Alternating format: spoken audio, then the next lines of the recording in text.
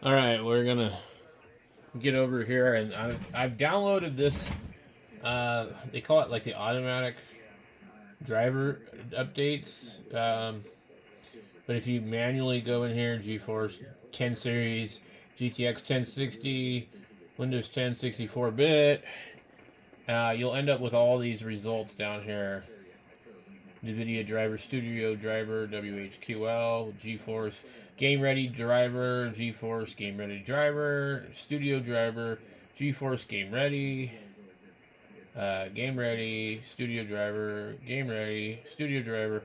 There's like all these. They're March 18th, 2025. You got March, you got April, you got April 30th, May 12th, May 19th, June 17th. So pretty recent, but I'm gonna try this one first. You should see. It might even already be on here. We go look over here. Probably can.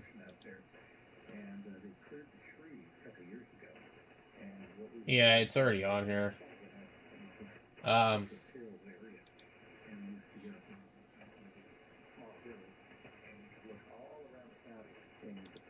I just don't think it's ever been installed. Let me go over here and close this. I'm gonna click no and close this. Okay, so this is already showing the card. So, all right, what do we need to do? Configure sound physics. Set up digital audio. Adjust video and color settings. I don't really think I need to do anything. Um, let's see. File. Edit. Enable developer settings. Show GPU activity. Icon. Okay, so is that right here? One display, 6 programs. What does that say? Monitors running on this GPU. It looks pretty good. So, if we're going to change the resolution, what would it tell me to do? 1080p by 1920 by 1080 is native. We're not running anything special here. It's a ViewSonic monitor. I think it's like a 27-inch monitor. I don't know what resolution we're running. You can adjust the amount of information appearing on the screen and reduce flickering. You can also choose the high definition format if you're using an HD TV and set country specific signal to your standard definition TV. So connector, HDMI, HD TV, refresh rate 59 hertz. Use default color settings, use NVIDIA color settings. We get 1080i and 1080p. I don't know what the difference is.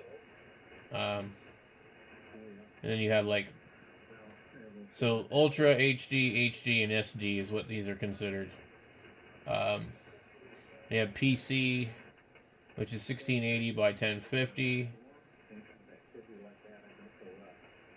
So anyway, I would say probably everything looks fine. Set up multiple displays. You really can't do too much of that because you only have 3 connectors, and they're all different ones. So if you had 2 HDMI monitors, you'd be SOL. But anyway, I think it looks pretty good.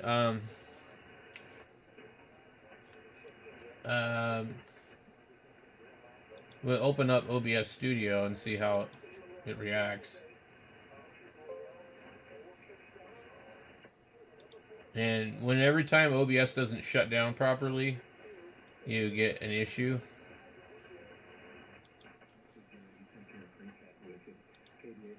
And so what I like to do is I actually like just close it and give it a chance to shut down properly before I try and use it. So right now it says it's not responding. And this is exactly why I try to close it out before I actually put it to use.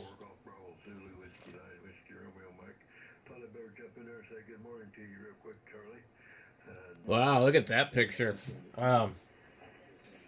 Where is that?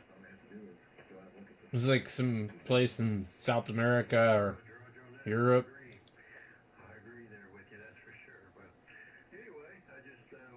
Ireland. I'll be damned. Cliffs of Moher. Moher.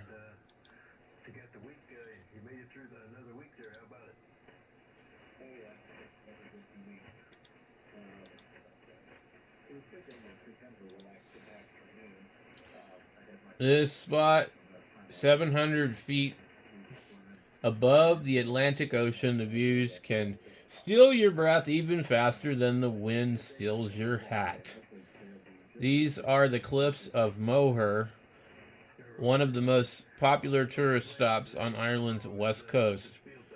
That's partly because they're only about an hour's drive from Shannon Airport, one of the nation's top international hubs. But even those who fly into Dublin, the capital, clear across the island, find the site well worth the trip. Visitors willing to pay admission for a few extra feet of elevation can head up O'Brien's Towers in our image's center, which has stood at the cliff's apex since 1835. I would guess it's this thing here. Or maybe all the way over there. It's pretty crazy. It's wild looking. Dang. Anyway, I got distracted and just wanted to show you guys that OBS doesn't want to open and close properly. So we're going to have to make sure that we can get it to work.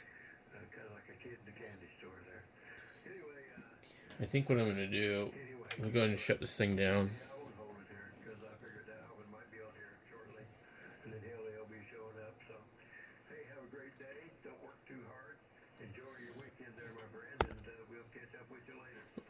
Let's see how long it takes to restart. It's completely shut down. I keep forgetting about that little restart button. I'm going to have to start using that thing. Usually this thing starts pretty fast.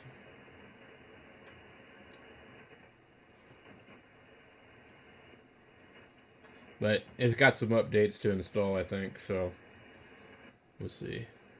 I need to change the name of it. It's not an 8400. It's because I took the hard drive out of the other computer.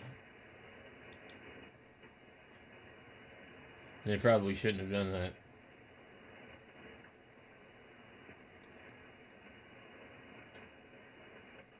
Alright, probably we need to do with this one is just do a fresh install. So the 8400 computer, I don't know why would I have pulled the drive out of there. I only have so many of these solid state hard drives to play with. COBS is not opening. And then I'm going to click to run normally. And then I'm going to close it. Okay. We'll open it again. And let's see if it works. Okay. That's the GoPro over there. And it's pointed at the monitor and radio. So it looks like it should work okay. It's a little flickering kind of.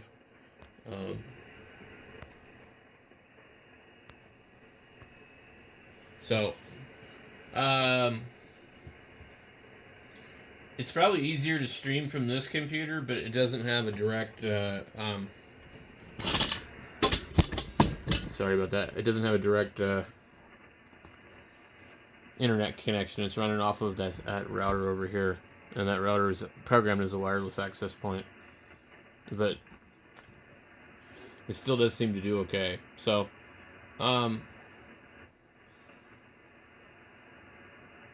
the other computer just can't even run the GoPro at all. So, the GoPro looks good enough to where, like, I can see the resolution of the waterfall signals on 7190 below it.